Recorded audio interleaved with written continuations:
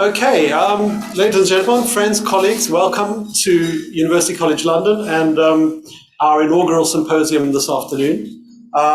This is a very auspicious occasion for the three new professors, and it's a wonderful opportunity for us at UCL to welcome friends and colleagues from outside UCL to hear from our three new professors. I don't usually do the introduction, so I did a little bit of due diligence on what exactly an inaugural lecture is. And after quite a lot of intensive research, which largely meant reading a Wikipedia page, I found out that the word inauguration comes from the Latin augur, which refers to the rituals of ancient Roman priests who were seeking to interpret if the will of the gods was correct for a public official to be deemed worthy to assume office. So that's how you really are here to judge whether our three inaugurees today are worthy. Now, of course, they have been judged by others, so you know that they are all highly, highly worthy. The way the inaugurals work is that the inauguree will give his or her lecture, and then we have an invited expert from the field who knows the professor, who will then give a few words of thanks or consolation at the end. And then we don't have any general questions, unlike a usual academic lecture. So that's how the afternoon is going to run, and we're going to have two inaugurals before we break for tea. Now, the one thing that actually does link all the three professors today is that they're all what some, actually you called lifers at the Institute of Child Health. So I added up the years that they've all spent here, and together they make up 71 years at the Institute of Child Health. And if I add me in, it's 107 years. So there's a lot of Institute of Child Health experience here. And it's really particularly impressive when you stay at the same university and go through a very rigorous promotion process and get promoted within your own university. It's much easier to go elsewhere and become a professor. So today is really a wonderful day. And I'm going to now just say a few words about Claire to introduce her. Again, I don't usually do this. Sometimes people who do this spend about 15 minutes reading the CV of the professor, who then has very little to say in their own inaugural lecture, because of course inaugural lectures are not only about the science that they're doing, but also about their history, their background, where they come from, their family and their friends. So all I'm going to say about Claire is that she's now a professor of infectious disease epidemiology at UCL. I was going to also say, just before I said that University of London was established in 1836. And if Claire had wanted to give an inaugural then, it would have been a slight problem, because they didn't actually give any degrees to women until 1879. Now, had you got your degree in 1879 and perhaps waited a few years till you were ready to become a professor, you've had to wait 2 years because of the pandemic to give this lecture, but you actually would have had to wait 34 years because the first professor was only appointed at UCL or at University of London in 1913. So it's pretty amazing. The first female professor had to wait almost 77 years between the university opening and a female professor being appointed. That was only the second female professor in the UK. So that's pretty extraordinary. So with that, Claire is Professor of Infectious Disease Epidemiology. She joined the Institute of Child Health in 1994 under the patronage of Professor Catherine Peckham, who has an extraordinary reputation here. And there are many, many of Catherine's devotees and mentees here in the audience. Wonderful to see you all. You're going to hear all about Claire's career through her own words, but I just want to say that when you do get appointed as a professor, it's not just about your science and the excellence of your science, it's also about you as a citizen, what you've contributed to the university, what you've contributed to globally, and you'll hear from Claire about her role at WHO and other organizations. But for the last 5 years, Claire has been the departmental graduate tutor here at UCL, provided enormous support to many of our postgraduate students, and you can imagine during the pandemic that the amount of support required has really increased. And recently she's been also appointed head of department, so is going to have a lot of time thinking about strategy rather than just her own career. But we're here to celebrate her own career and to listen to her lecture, which is entitled Pregnancy, Pathogens and Pandemics, from AIDS to Zika. Professor Claire.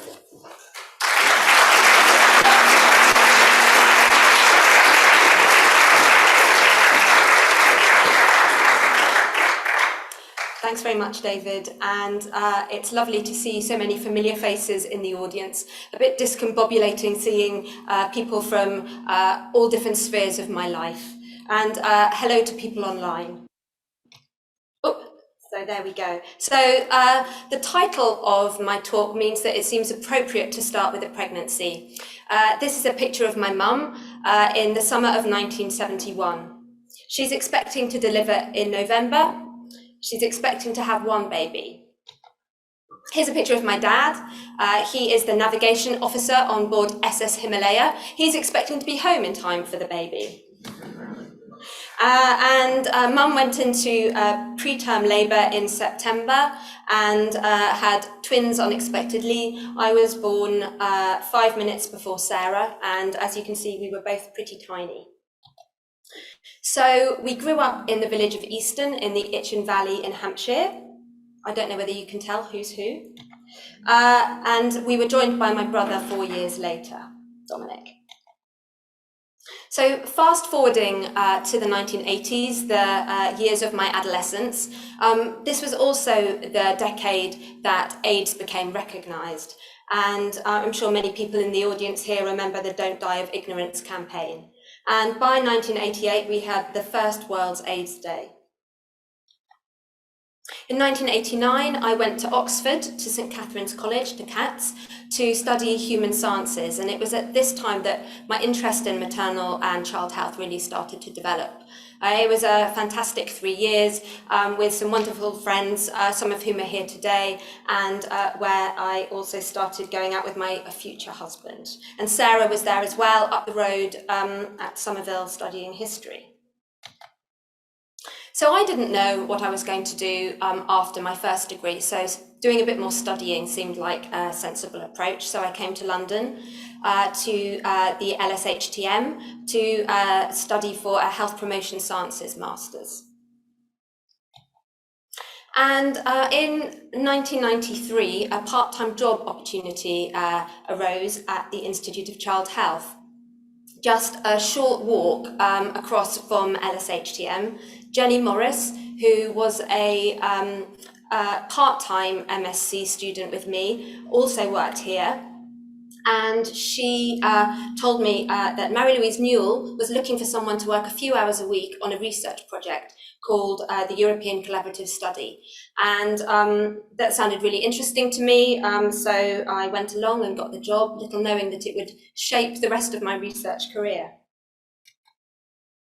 So the European Collaborative Study on HIV-positive pregnant women and their children, several, in fact, Tony, who's here, and David, yeah, they're both here. And this was a long-established cohort study that was set up by Catherine Peckham, who you've already heard about, back in 1986, when there was very little known about HIV and pregnancy. And the cohort study was set up to estimate the rate and timing of vertical transmission of HIV, to understand the risk factors involved, and to describe the natural history of those children who became infected. And Mary-Louise was running the ECS by the time I joined, with David as statistician. And by 1993, there were 21 centres participating across 7 Western European countries. They got some funding from the MRC and from the European Commission for their next tranche of the study, and I was therefore able to start working as a research assistant in 1994. And just before that, I married Richard on a very wet and windy day. So just to talk a little bit about vertical transmission of HIV. So this can occur in utero, during labour and delivery, and through breastfeeding. And the main risk factor is maternal viral load. So without intervention, vertical transmission occurs in 20 to 25% of pregnancies in non-breastfeeding populations, and 40 to 45 in breastfeeding populations. And 1994 was not just a personal milestone for me in that I started my first job, it was also a milestone for vertical transmission prevention because a trial was published that year. In fact, it was stopped early because the results were so good. It was looking at zidovudin, which is an antiretroviral drug given to pregnant women during labour and delivery and to the neonate. And this trial showed a 68% reduction in vertical transmission. So I was reflecting on life as a research assistant in the early 1990s, and frankly, it made me feel really old because there were no PDFs, there was no PubMed, email was only just starting. I spent a lot of time upstairs in the library photocopying journal articles. So Catherine and Marie-Louise encouraged me to register part-time for a PhD alongside my research assistant job because a lot of the research that I was doing for the ECS plus additional pieces of research could feed into that. And you can see some of the work that was done then. And just a reminder that there was actually very little published about HIV in pregnancy at that time. I had my viva in December 1997 and I was 30 weeks pregnant by that stage, so it was a bit of a rush to get my corrections done and submitted by the end of the year, and then my daughter Molly was born in February 1998. So my husband, Richard, had also just completed his PhD and had a job opportunity in Wiltshire. So we left London and moved to Wiltshire, which contributed to my decision to return to the ECS, working at a half-time research assistant. And then 3 and a bit years later, Sam came along. You can see that Molly looks very happy to have a little brother. And then in 2002, we relocated again to Hampshire, just in time for Molly to start at the village infant school. And lots of you who've been on Zoom calls with me or Teams, etc., know that I live in an old house because you've seen the background. I thought you might like to see what it looks like from the outside. So here it is. This picture was taken during lockdown in 2020. It was built in 1550. So in terms of my HIV and pregnancy research, the main areas can be grouped into 3 topics: changing epidemiology of HIV infection in pregnancy, the uptake and effectiveness of interventions for preventing vertical transmission, and also their safety. And you can see some of the studies that I've worked on here. So here's a lovely lineup. These are the people that I have had the pleasure to carry out HIV and pregnancy research with over the years. There are some gaps, some because I couldn't find photos and some by accident. Some people may be looking for themselves or for colleagues. For others, there is an interloper here, so see if you can spot them while I just talk a little bit about these fantastic colleagues. Because researching HIV in pregnancy really needs a multidisciplinary approach. And the people that you see here, they are obstetricians, paediatricians, HIV physicians, pharmacologists, epidemiologists, statisticians. And you know, many of us have worked together for many, many years. So did you spot the interloper? Sadly, I've never worked with George Clooney. This is him as paediatrician Doug Ross in ER. So in 1997, there was another milestone for HIV treatment, and that was the discovery that combinations of antiretroviral drugs were much more effective in terms of preventing HIV from replicating and HIV disease progressing. And in the European collaborative study, we were one of the first studies to be able to look at the impact of use of combination ART on vertical transmission. So you can see on this slide here, the initially gradual, but then reaching nearly 90% of pregnancies by 2003, use of combination ART, and the fantastic impact that that had on vertical transmission, which decreased from over 15% in 1994 to 1% in 2001 and 2002. I now would like to talk a little bit about my research in Ukraine. Of course, Ukraine is very much in the global attention at the moment, and lots of support and thoughts for our colleagues there. But back in 2000, Ruslan Malyuta, who you see here, was a young neonatologist working for MSF in southern Ukraine, working with pregnant women with HIV. And he approached Marie-Louise to see whether the ECS could expand and include some new centres in Ukraine, which at that time had Europe's worst HIV epidemic. So the HIV epidemic in Eastern Europe started quite a bit later than it did in the West, largely driven by injecting drug use. So you can see we did expand, and you can see the centres on this map here. Some of these names will unfortunately be familiar to many of you now. Because at the time Ukraine was a lower middle income country, it was only able to provide abbreviated regimens for preventing vertical transmission, and there was limited access to combination ART. And you can see that was reflected in the vertical transmission rates, which were very much higher than they were in the West. In 2007, I was awarded a Wellcome Trust Research Career Development Award, with Ruslan and Ukraine, we set up the Ukraine cohort of postnatal women with HIV with data linkage with the ECS, because we were really interested in understanding about the health of women after they delivered as well as during pregnancy. In 2012, we had enrolled nearly 3,000 women.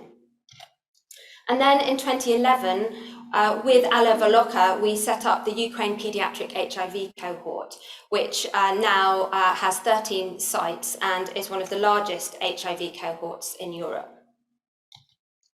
And I just wanted to put this picture up. This is Alla and me last month at a Penta meeting in Italy. So Alla at the moment is living in Western Ukraine, and it was so wonderful that she was able to come to the meeting. And I also just wanted to applaud the work she's doing, linking up with our paediatric colleagues across our European network who are now looking after displaced children with HIV living in other cities. So these are some of the articles that this Ukrainian collaboration produced, and many of these were the result of Heather Bailey's hard work, who did her PhD with me, along with Manolis Bagkeris, Claire Townsend, with Mario as well. And I haven't got time to go through all of them, but I've picked this paper to highlight because it really showed the impact once combination ART was available in Ukraine on the vertical transmission rate, as we had seen before in Western Europe. But also a key finding from this paper was that we must not forget the most marginalized group of women, the women who can't access antenatal care, who can't access HIV care. You can see the very high vertical transmission rate in the untreated group, and in fact 42% of all transmissions were in just 8% of women with no antenatal ART. So this was very important in terms of helping inform guidelines and practice. I'd now like to switch countries and talk a little bit about HIV in pregnancy and childhood in the UK. So population-based surveillance of HIV in pregnant women and children started here at the Institute in 1986. I think it was set up by Tony Addies with Catherine, and it's comprehensive. Pregnancies in diagnosed women are reported via every maternity unit nationally with parallel paediatric reporting. And I started working with Pat Tukey on the NSHPC team in 2009. And then when Pat retired, I became the PI in 2016. So HIV surveillance is now part of the Integrated Screening Outcome Surveillance Service, or ISOS. And this is funded by NHS Infectious Diseases in Pregnancy Screening Programme to monitor outcomes not only for HIV, but also for syphilis and hepatitis B. So we've had fantastic success in terms of preventing vertical transmission of HIV in the UK, as you can see from this graph here, with the rate being below 0.3% for many years now. And this reflects high antenatal HIV screening, treatment advances, and also the changing epidemiology among pregnant women.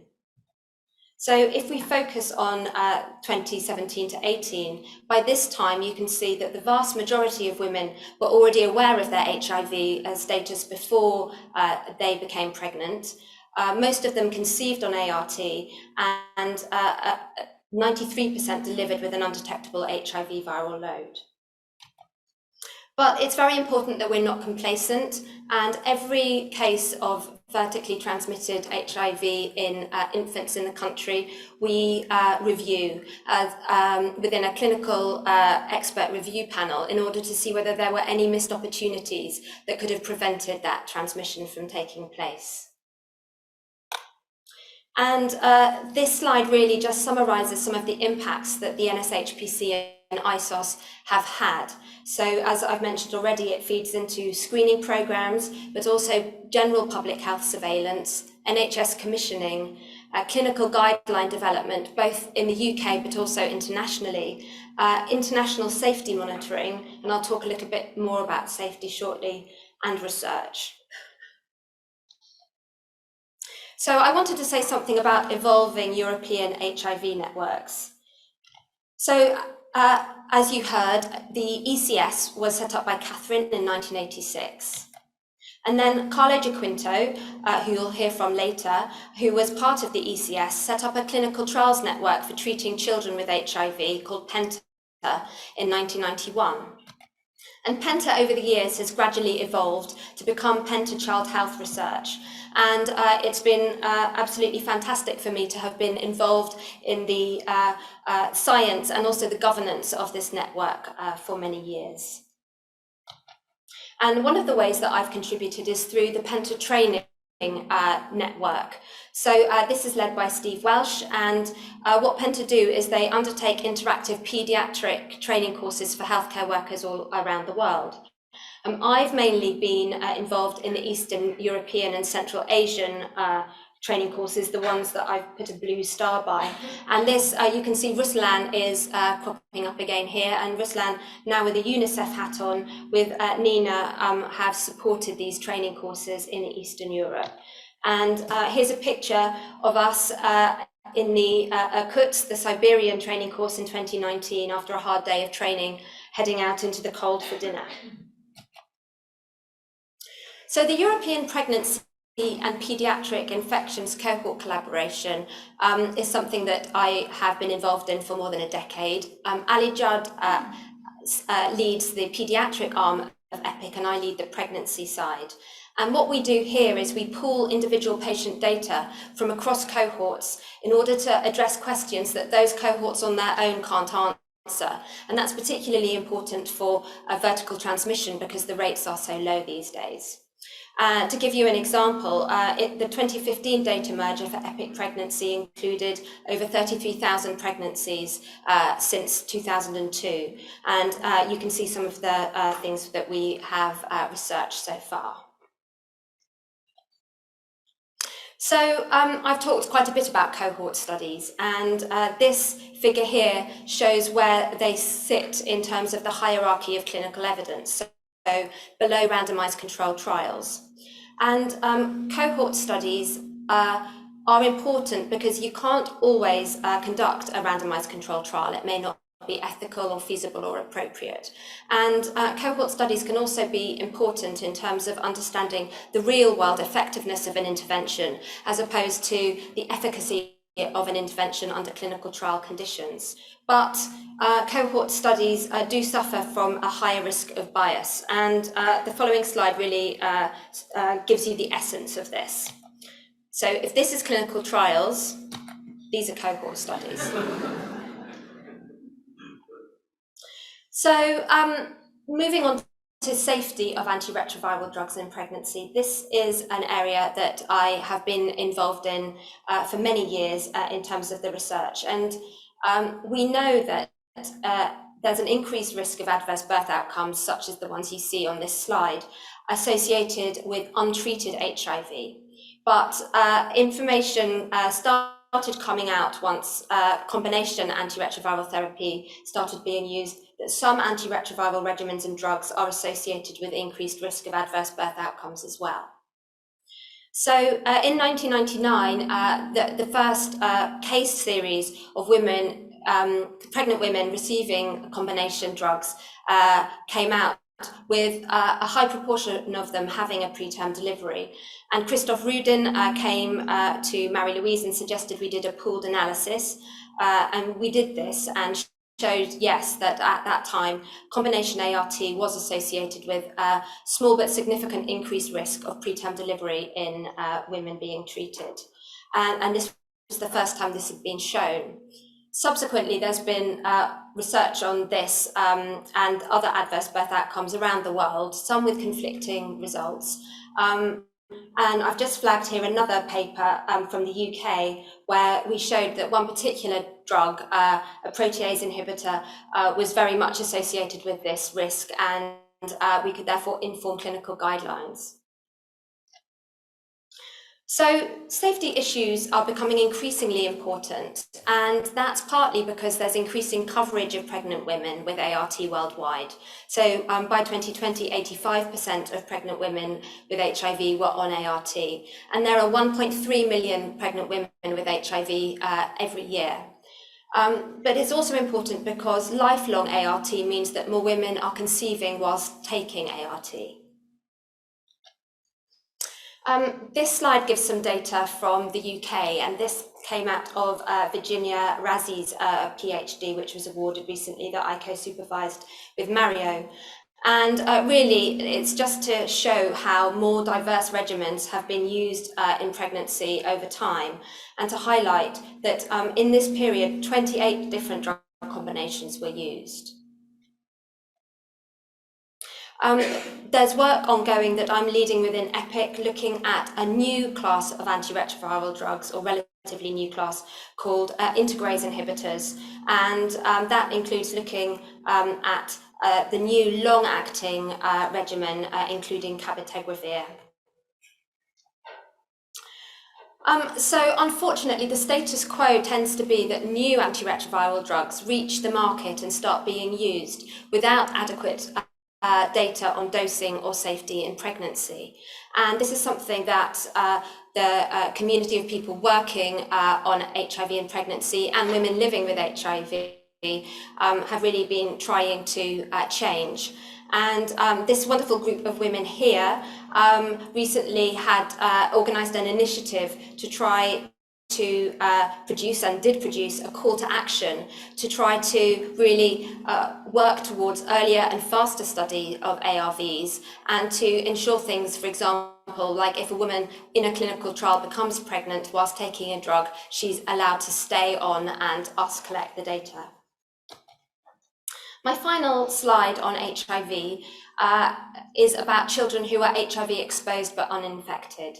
So I've talked to you about vertical transmission, and this has decreased, but there are, because of the large numbers of women with HIV who are delivering, a growing number of this group of CHEU. More than 15 million are estimated to date. And of interest because they are exposed in utero to maternal HIV infection and also to antiretroviral drugs. And compared to unexposed children, CHEU have an increased risk of death, poor growth and development, and infectious disease morbidity. And the big question is, will these adverse outcomes persist in the current era? And I have two fantastic PhD students looking at Lorette, looking at outcomes in the UK, and Gabby looking at outcomes using national data from Malawi. Okay, I'm going to shift pandemic now and talk a little bit about hepatitis C. So worldwide, 1% of people have got chronic hepatitis C, with an estimated 3.2 million children, most of whom acquire this vertically. Hepatitis C is a leading cause of ill health and death. There's no vaccine, but in 2014, there was a treatment revolution with the development of direct-acting antivirals. And these were not only less toxic and more tolerable than the previous regimens, but they were also fantastically effective, with cure in more than 95% after 8 to 12 weeks of treatment. And this was partly a trigger for the WHO to come up with their current goal for eliminating hepatitis C as a public health threat, with some very ambitious targets, as you can see here. And my initial research in hepatitis C was focused on HIV and HCV co-infection. And you can see some of the people that I've worked with here. But in 2014, in response to the advent of DAAs, with Giuseppe Indolfi, a hepatologist from Florence, we established the Penta-Hep network to really try and understand more about children with hepatitis C. And we carried out a kind of clinical snapshot of children with chronic hepatitis C in care, looking at their treatment experience, finding that a quarter had been unsuccessfully treated in the past. We, as expected, found that most of them had mild disease, but 3% already had cirrhosis and 1% needed a liver transplant.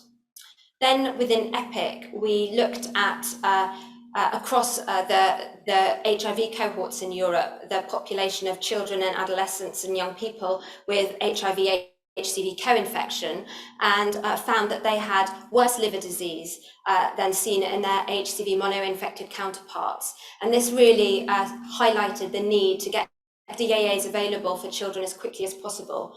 Not only because they needed this treatment, but also because you can cure this particular group of one of their chronic infections. So unfortunately, it usually takes time for drugs to reach the paediatric population, and the first DAA regimen wasn't licensed for adolescents until 2017. Now we have DAA regimens licensed for use down to age 3. But the WHO elimination goals and strategy isn't going to be achievable or equitable unless we think about children. And this was a piece of work that you see here that was conducted by Fariha Malik, who is one of my PhD students, in collaboration with WHO, that really saw that children were being ignored by national strategic plans and guidelines. So WHO is in the process of updating its HCV treatment guidelines at the moment, and as part of this, Fariha did another piece of work with WHO to understand healthcare workers' preferences for paediatric treatment, and found that the majority supported treatment for ages 3 years and over. So, as most children with hepatitis C acquire this vertically from their mothers, what about pregnancy? So this is just to summarise the work that I have done with various colleagues on HCV in pregnancy in the UK. And with Mario, we did a study to estimate HCV prevalence in pregnant women using leftover neonatal dried blood spots in North Thames. And we found that just under 0.1% of pregnant women delivering in North Thames had hepatitis C antibodies, but this was 4 times higher in some groups, such as women born in Eastern Europe and Central Africa. And recently, with Julian Stander and Emily Diemer, we've extended this work and applied the data we had from the North Thames study to the population structure in England using Bayesian modelling, and estimated that in that year there were just over 480 live births to women who were seropositive for hepatitis C. And in a recent piece of work conducted with the HCV AVERT team that was led by Tony Addies, we have reanalyzed data on a large number of mother-infant pairs and come up with a new estimate of vertical hepatitis C transmission, which is estimated at 7.2% amongst HIV negative women. It's higher amongst women who have HIV. So in our seroprevalence study, we weren't able to know whether or not these women had been diagnosed as having hepatitis C. And obviously antenatal hepatitis C screening is an important consideration. In the UK, it is not currently national policy to screen for hepatitis C in pregnancy, only for certain high-risk groups, but that is currently under review. And in a piece of work that was carried out by Imperial College, led by Ashley Brown and Gareth Tudor-Williams, at St Mary's they had been carrying out hepatitis C screening in pregnancy for many years. We found that antenatal screening was cost effective even in the pre-DAA era. So the next big question is around using DAAs in pregnancy, because this has the double dividend of potentially curing the mother and preventing hepatitis C vertical transmission. So my final infection to cover, or no, penultimate, I should say, is Zika. And I'm sure everyone remembers back in 2015 and 2016, the news stories that came from Brazil in terms of the large numbers of babies being born with small heads, microcephaly. So Zika virus wasn't actually a new infection. It had re-emerged. It was identified first in Uganda in 1947 in the Zika forest, hence its name, and had been circulating sporadically since then. But it was this big outbreak in Brazil which really meant that for the first time it was recognized that this virus, this mosquito-borne virus, was associated with congenital infections and birth defects. But Zika has been an extremely challenging infection to study. It's very closely related to the dengue virus, and that means that it's very difficult to diagnose in dengue-experienced populations. So it's hard to tell whether somebody has dengue, past history of dengue, or currently has Zika. And Zika could also be considered a wicked problem. That is because we were dealing with restricted knowledge. There wasn't a clear solution to this problem. And it also involved complex social and political factors, not least reproductive health rights of women in many of these settings. So the European Commission put out a rapid call for research, and within the Penta network, with our track record of researching congenital and vertically transmitted infections, and the fact that Penta's network included Zika-affected countries, meant we were in a good position to work very hard and get this grant application in very quickly, and we were successful with the Zika Action Project, which was a 5-year programme. Had a particular emphasis on maternal and child health. The coordinating institution was Penta, and Carlo Giaquinto was the main coordinator, and I was scientific coordinator. And you can see many of the people involved in the consortium here. These are participants from Brazil, Haiti, Jamaica, Ecuador, the States, and of course Europe as well. So in Zika Action, we took a multidisciplinary approach to try to understand more about what it means to have a Zika infection in pregnancy. And you can see some of the studies here. So at the Institute, I was, and the team here, we were mainly involved in the vertical transmission pieces of work, and the paediatric pieces of work. But you can see there was also other groups working on sheep studies, placental studies, Zika host, and also virology and immunology. So we set up up a prospective cohort study, following along the same lines as the ECS all those years ago, where you follow up pregnant women throughout their pregnancy. In the case of Zika, identify incident infections in those women, and then follow up their babies.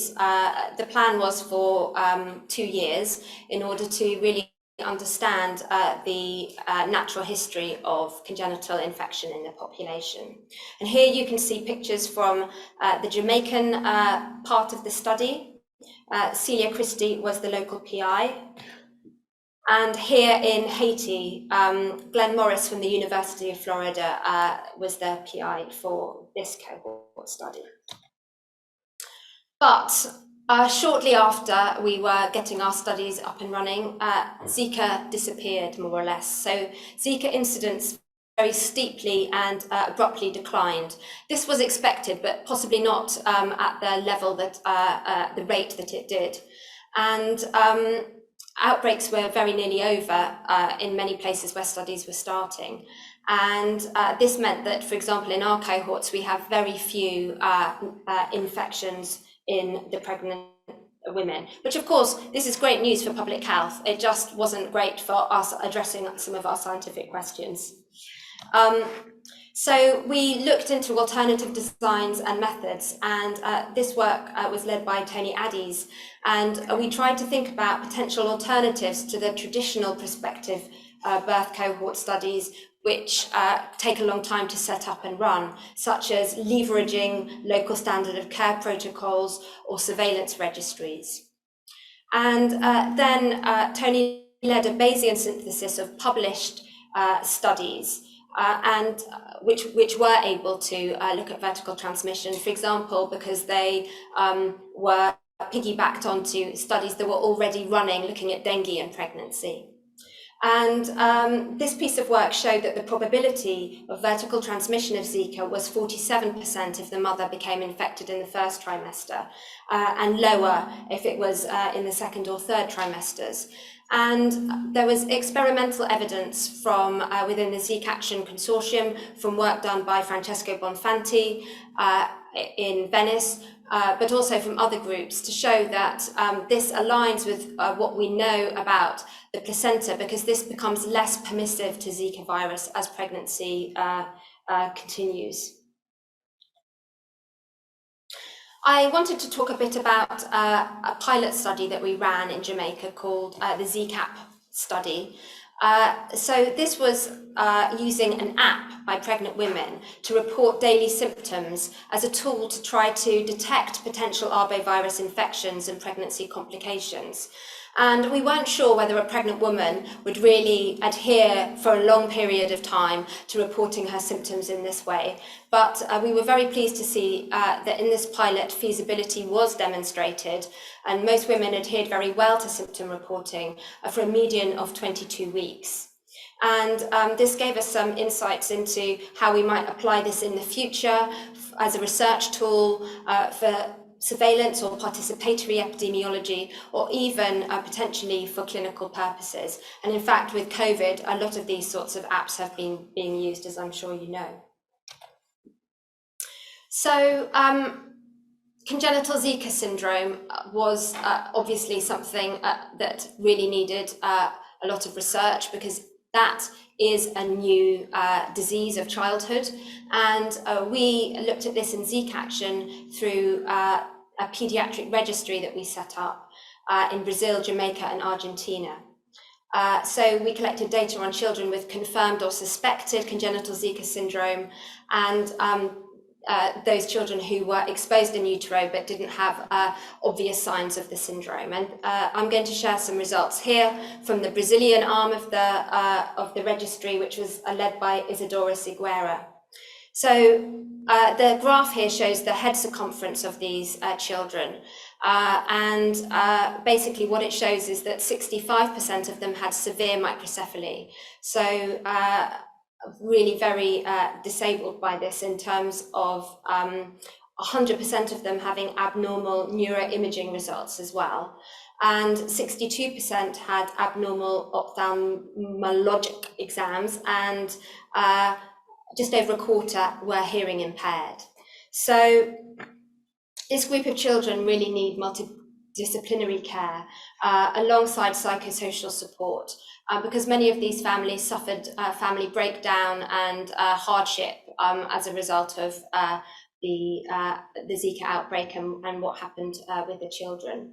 And we are really wanting to continue follow-up to try to understand the long-term prognosis of these children who are now school-aged, and also to try and identify any late manifestations amongst exposed children.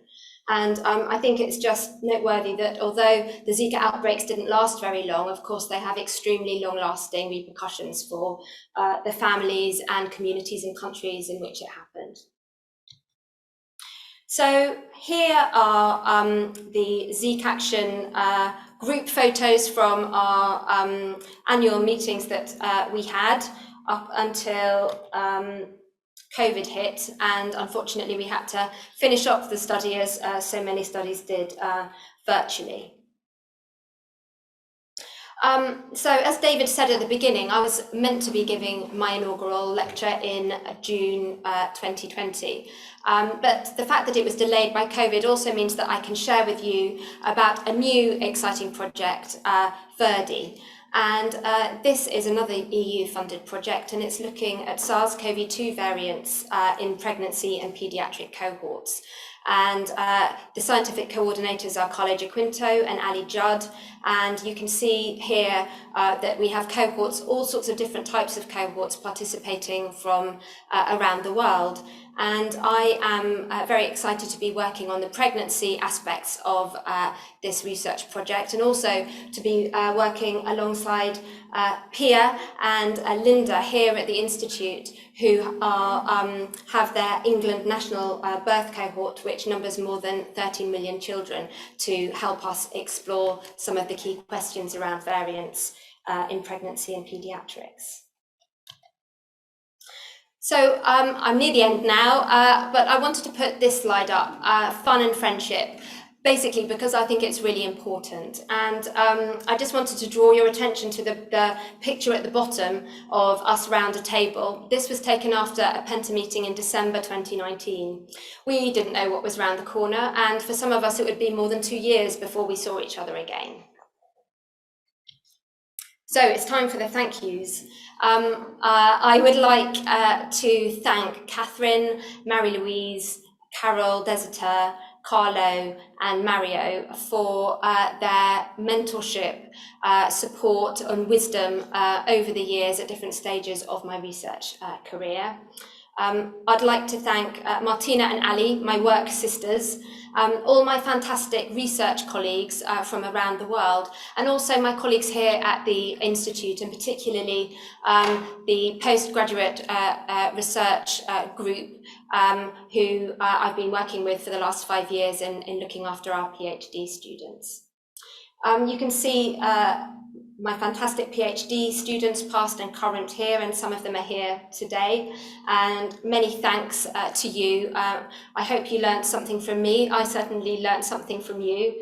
And to say thank you to the women, children and families who've participated in the research projects, because of course, if we didn't have them, we wouldn't have the research.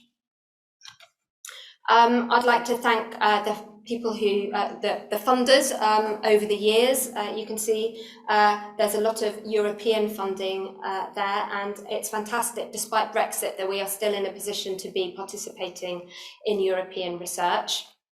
And a final thank you to my wonderful friends, and of course my fantastic family for their unwavering support of my research career, putting up with me zooming off, at least pre-COVID, all over the world. And thank you very much for listening.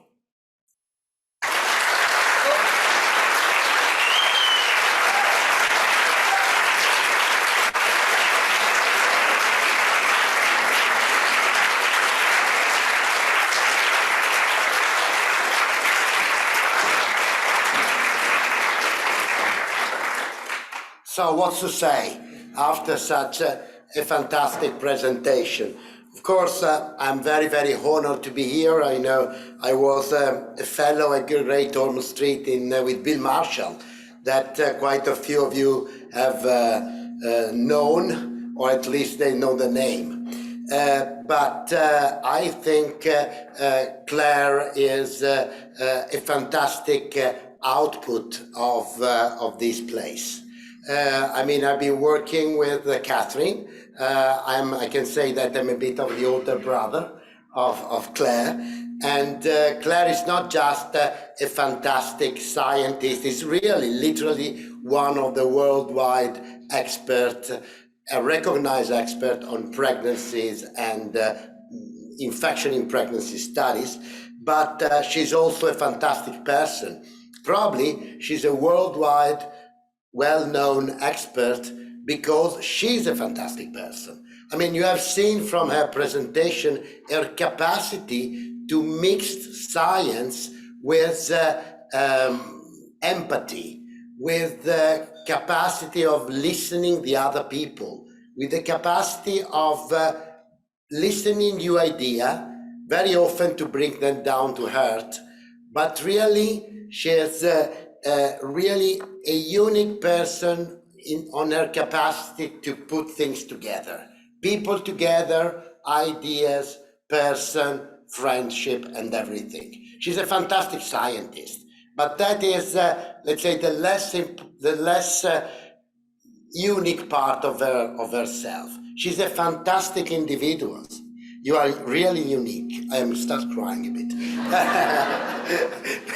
It's, she is, of course, as David said at the beginning, we are all very close to Catherine, and I think she's really the person who is taking the legacy of Catherine, continue her legacy, and continue to work with Catherine, who is still very, she's still very much present in our life.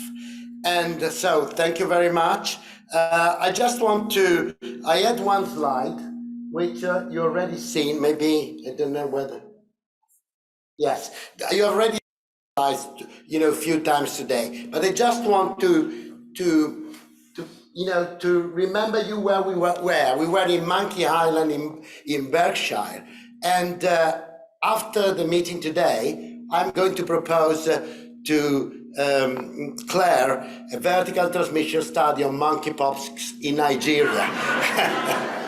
So thank you very much, and thanks again for having me here, and especially for giving me the opportunity to be with.